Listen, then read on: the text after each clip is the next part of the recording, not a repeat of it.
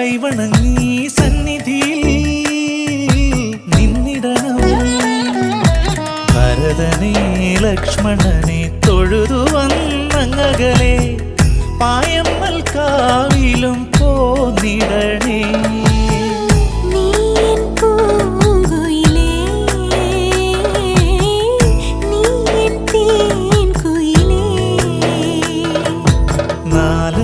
നാലമ്പലമണയാനൊരു തുണയായിടാം ഞാൻ, പുതുമഴ നനയാതെ കുട നീർത്തിടാം ഞാൻ. കളമൊഴി ചൊല്ലാൻ പാട്ടുമൂള